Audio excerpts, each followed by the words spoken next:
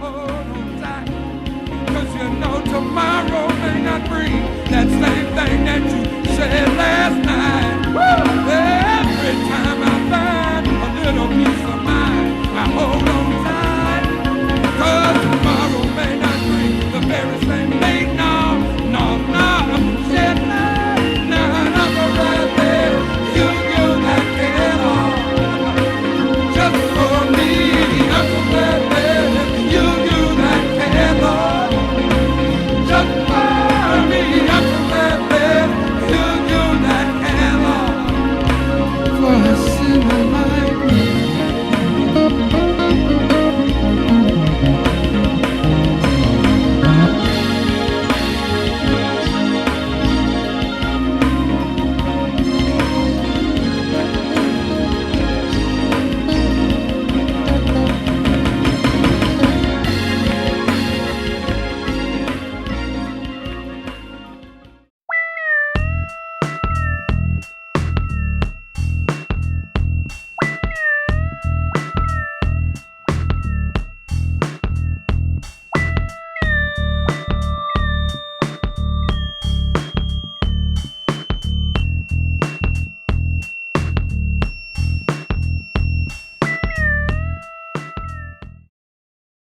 Well, hello, Kevin. How are you doing? I am doing well, sir. How about yourself? Simply fantastic, and thank you All for right. asking. I'm so glad that you answered the call to come on our show. And I know that you want to talk to us about journalism and how this writing experience of yours. Is that correct? That is correct. Yes. Go right ahead, sir. I come from a huge family. So in my huge family, that I had six brothers and four sisters. That's huge. So like I said, it was huge. I even used to joke around with my mom. I said, Mom, like 99 months of pregnancy, Mom? I'm surprised she didn't slap me, but instead she just said, "No, it was way more than 99 because you boys were late."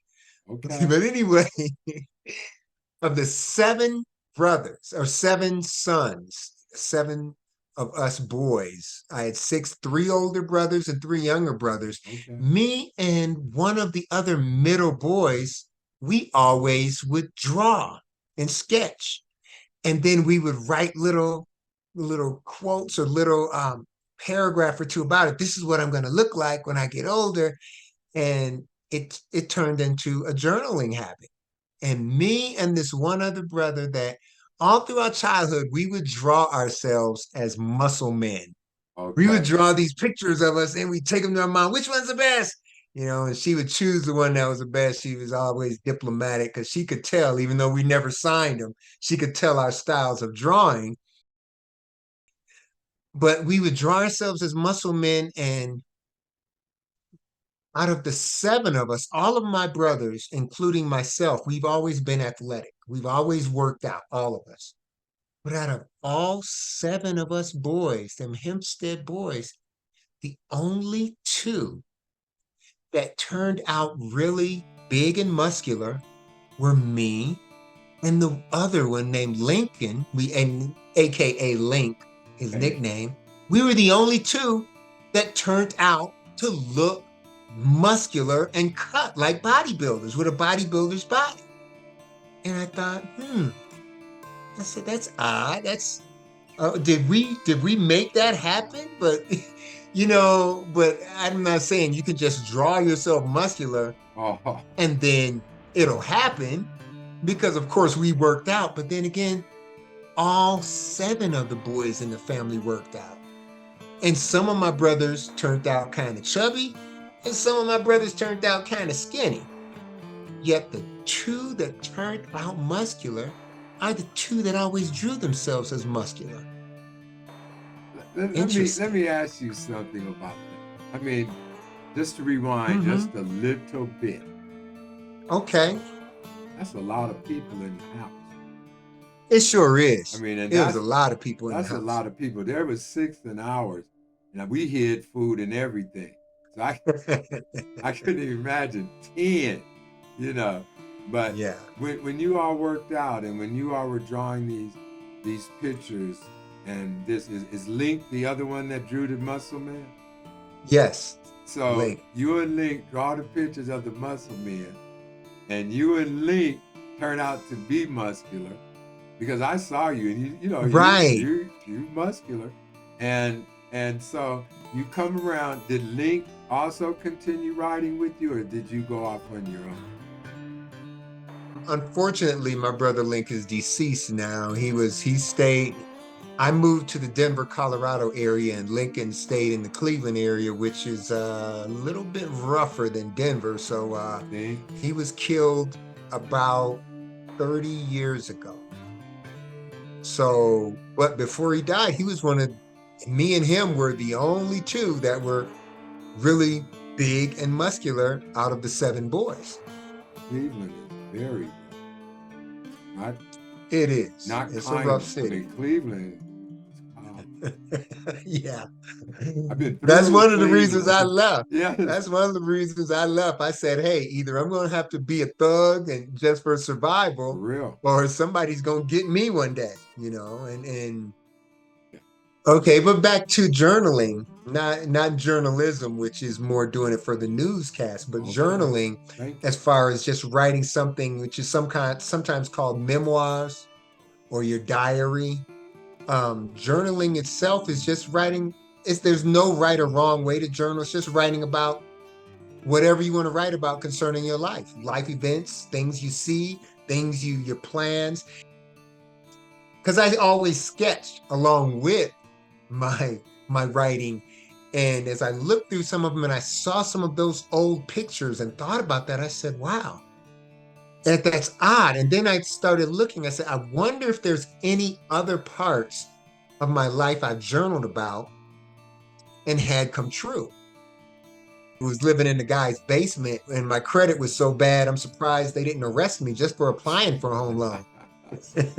And then I looked at some other things and I have a Harley Davidson in my garage. Okay, I actually wrote and drew a picture of a Harley Davidson. And this is one of my journals right here, by the way. I okay. actually wrote and drew a picture of a Harley Davidson. And 2 weeks later, I was in the gym working out, and a friend of mine walked by and he says, hey, Kevin, they're giving away a Harley Davidson in this contest at my job. Think you got a chance at it. And then he walked off. It's a brother named Daryl. And I said, Daryl, wait. Daryl, come back here, brother. Come back. Get back over here. I started talking to Daryl. I said, what did you say? Because it amazed me that all I did was write it down in my journal. And I had heard that once you write things down, a way to achieve things will appear or will manifest. You'll see things, a way to achieve what you've written down. I got that from a Tony Robbins course. And so I said, wow, that is so weird. I said, and right then I knew it's my destiny to win that fight. So I went and found out. And then the bike, the name of it was a contest.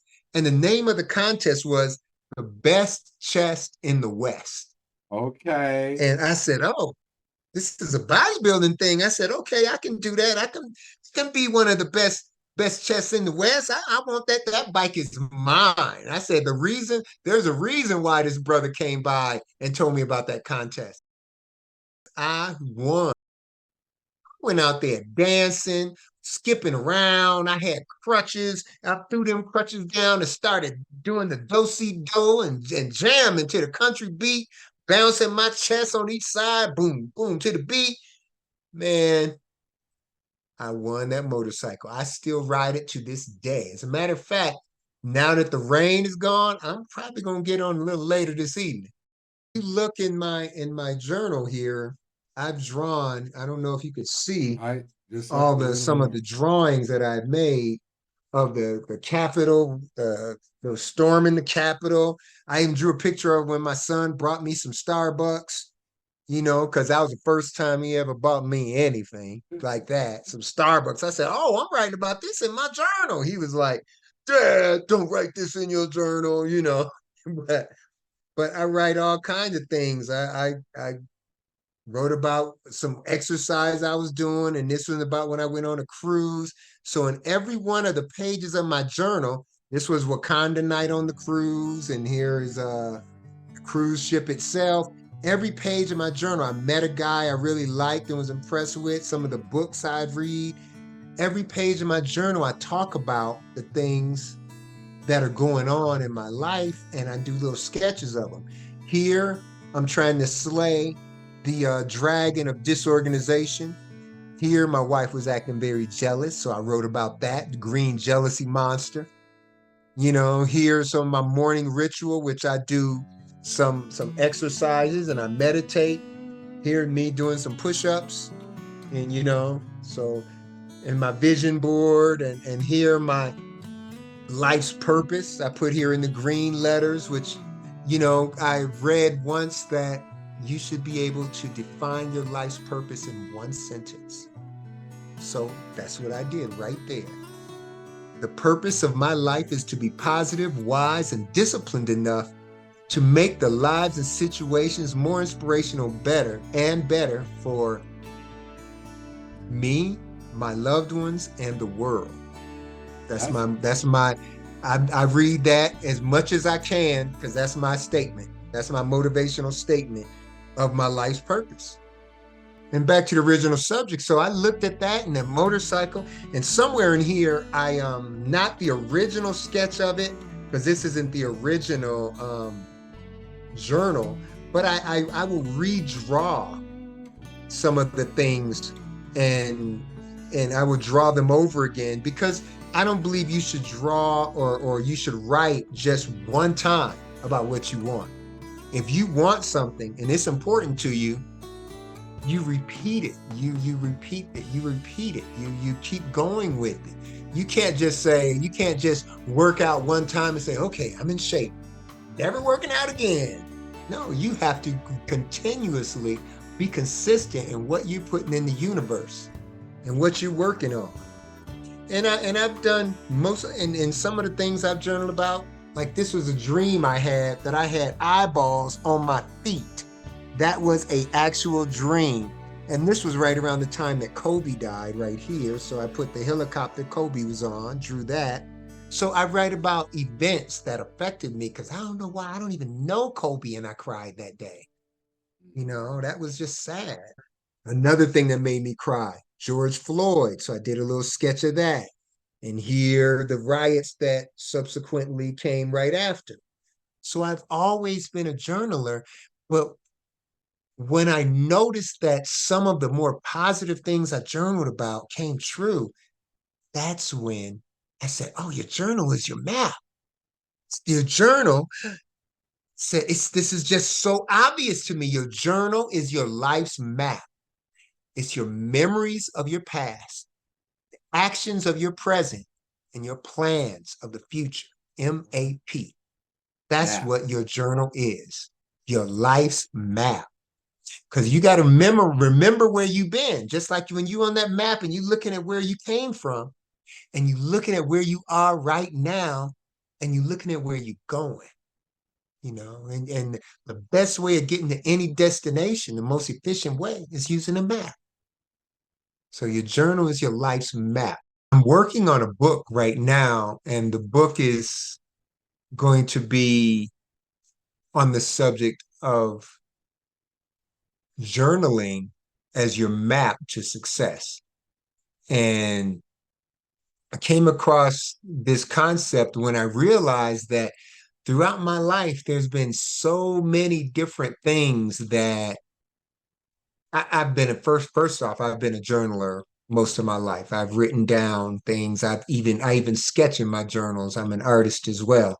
So really writing down things about my personal life has been something that I've done since childhood. And what I noticed, actually, I'm a little embarrassed to say I didn't notice until recently, was that I have I have kind of in my journals, I have kind of predicted or manifested the things that I have been writing about. And that caused me to come up with the motto as a journal being your life's map. And so in the book that I'm writing right now, I am using that concept to teach people how to journal for success at getting what you want. Journaling is a powerful tool. You can use it any way you want. You can use it just to release tensions, to better plan out your life, or you can do it just to help organize your thoughts, your thought processes. Journaling is a tool you can use for anything you want, including manifesting things through somewhat of a law of attraction. You're writing things down. Now, I'm not saying that they're going to magically appear because you've written them down or even sketched them like I do. But what I believe sketching and writing them down does, it provides your imagination with a very accurate description. In order to achieve something, you have to be able to see it in your imagination first. And I have a saying that when you draw things, you draw things. When you draw things that you draw things that you want to you. And that's what I believe your journal does. Now, you don't have to be an artist to do it. You can draw stick figures, but draw that stick figure in the situation that you want. You draw that stick figure in whatever type of thing that you want to achieve, that you want to do. And I think you can write it, and you'll draw that to you. Now, I've also drawn out everything from the birth of my grandkids to when I had surgery, and that's what that one is. I had surgery on my stomach, like a hernia surgery. But see, that those are events that happen. But the things that I want, like right there, Uh-huh. $1 million. Yeah, yeah, that's happening. That's gonna happen. Here is a redrawing of that Harley Davidson I have in my garage. Okay. I want it. That's a drawing of my Harley right there. Okay. Yes, You're saying that a lot of people should get into this because you can think something, but when you write it down, you can actually see it. And that yes. energy that you're using to create whatever you're writing down, once you put it down there, that goes out to wherever the universe's powers, Yes. and it'll start collecting your dreams, your wishes, and some way start pulling it to you. Is that what we're hearing? That is exactly what I'm trying to express. I have two children, one daughter and one son. I'm calling them children, but they're grown. My daughter is 36, 37, and my son is 31. But my point is, she always has been a journaler and she's always used it to help her deal with, because it hasn't always been a bed of roses. I mean, she's had challenges, but she has always written things down. She's always written down her goals. She's always been ahead of her time as far as what she was planning to do. She's had a 5, 10, 15-year plan ever since she was a teenager because she's always journaled it down. She's always written it down because the journal is your life's map to success. That's going to be in the title of the book, How to Use Your Journal as Your Map to Success. Because, and I also believe journaling is one of the best, if not the best, self therapy tools ever. Because as you write your thoughts down, if you're feeling depressed and you write these things down, there are ways that you can use that journal as a tool, as an effective tool to pull yourself out of that depression. So you There write is down. there's no reason you need to remain depressed if you have the ability to really think it through and use some of the techniques I will be describing in the book. Writing down even your negative thoughts and your negative memories. Because if you still viewing any of your memories of your life as negative, that means you have not accurately reframed them. Because you should always be able to reframe your memories and to make them a positive.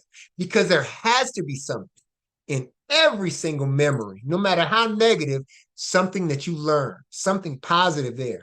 And if you have a memory that still brings you to tears, that still affects you, and long after it's gone, because I'm not saying you shouldn't mourn a little bit and get that out, but long after that memory's gone, you should have addressed it and reframed it into what was positive about that. What positive thing did I gain from that? What did I learn from that? Every single memory that you have should be something that compels you and draws you closer to your future self, to what you want to be, what you want to do, to being the person that you can be, not dragging you down and making you sad. So that's the power of negative memories in your journal. You write what happened negative, and you can even write how it made you feel. Then you write what good came from it. When you write and these things start manifesting, I'm still stuck on that 1 million. I think I find me a piece of paper over here and get to drawing and writing down. There's even things I quote. I use quotes. This is here are quotes from the Bible. Ask and ye shall receive. And then I have all types of quotes that back up the fact that there's a Bible verse that says, write it down, make it plain, that you may run to it. That's in the Bible. Writing things down. I think Habakkuk, I think I pronounced that right. 2nd chapter, 2nd verse. Write it down, make it plain, that you may run to it. You know, ask and you shall receive. The Bible, the Lord has given us power. Come on He now. created us in his image. And in his image, he's a creator. Now, we are not the creator that he is, but he put a little bit of himself in all of us. And that's my belief. And otherwise, we wouldn't be here. We wouldn't be alive. If every single person, every single thing that is alive on this earth, it is because they have a little bit of the Lord in them. No matter how evil that person is, if they didn't have a little bit of the Lord in them, they wouldn't be here. That's how you're supposed to think of it. That's why you should love your enemies, because even your enemies have a little bit of the Lord in them. You love them enough that you see them going off to the slaughter. You're going to say, hey, man, hey, look, I know we had our problems, but don't do this. You do that, that cop's gonna kill you. Don't do it. Or you stop them from going to the slaughter. Just like the Bible says, will he not know if you could have stopped it and you let it go? That's biblical. Right. You know, I didn't mean to preach, man. I no, apologize. it was meant to be. If you write down how, you start asking yourself questions. How can this experience help me? What positive thing can I get? Can I extract out of this negative thing, that seemingly negative thing that happened? What is the lesson I'm supposed to learn here? Because if you didn't get a lesson from it, you're going to keep repeating it. It's going to keep happening to you. You better get a lesson from everything you view as negative. There's a lesson there. Even if the lesson, you lose a loved one, you lose someone you're really close to, there's a lesson there. And that lesson could be something as simple as learn how to deal with loss. Because if you don't, I know people who I know a guy who lost his mother and then killed himself. Oh, And then 10 years later, his brother killed himself. There's powerful lessons in every single thing in your life. Unfortunately, we don't tend to learn the lessons unless they hurt and we pay attention. If they hurt and we pay attention, we'll learn the lesson. Yeah, and you learn by asking questions. That is how we learn. What does this mean? And what should I do? Now, my goal is to teach you to ask yourself those two questions consciously. Come up with the wisest answer you can. well, What does this mean? And what should I do? With every single situation of your life, you should ask yourself consciously those two questions. And then you can even ask yourself a better question, because the quality of your thoughts is based on the quality of the questions you ask yourself. That's what you should be writing in your journal. Quality questions. And wisdom, you should be able to even define your own definition of wisdom. This is the definition I have. This is the definition I want you guys to use. These are teenage brothers. I said, wisdom is not knowledge. No, because knowledge is only a part of wisdom. Wisdom is knowledge of how to do the right thing, the right way, at the right time for the best possible and most desired result. If you live your life asking those questions, you're going to be okay. You're going to make some good decisions because you are tapping in to the universal knowledge that's in here. It's there. The knowledge is there. You just have to pull it out by asking and receiving. Ask and ye shall receive. That's really what keeps me going a lot of times, a few of them scriptures myself. What advice would you give someone that probably never did it, don't know much about it? What would you say to a person like what's coming in your book? I don't want you to tell everything, but to just Right. get them started. I would say just begin. Just begin. And every morning, write down 3 main goals of the day. And it would be helpful if you could write down 3 to 5 things that you're grateful for in the morning. Thank you, God, for waking me up. I'm awake. Thank you. I have a place. I have a Amen. nice warm house and it's cold outside. Amen. Thank you for my wife, my mother, my daughter, my child. Amen. Everyone has things they should be thankful for because gratitude is so powerful. And that's another thing that it's been taught and it's been said that you should journal about at the end of your day. Write down 3 to 5 things you are grateful for that happened today. 3 to 5 things. Oh, today I had challenges, but you know what? This went well. I'm still okay. I'm not sick. Someone else got COVID in the office. I didn't get it. I didn't, my wife broke her leg, but I was able to get her to the emergency room. There's always something positive. If you write down and focus on, and sometimes you have to really think, okay, what positive happened today? But you know what? Focusing on those things before you go to bed, you're going to have some sweet dreams. There's a quote by Mahatma Gandhi. I felt bad because I didn't have any shoes. And then I saw a man with no feet. That's real. Mahatma Gandhi said that. He shares a birthday with me, October 2nd. So I love his quotes, and he's a man of peace like me.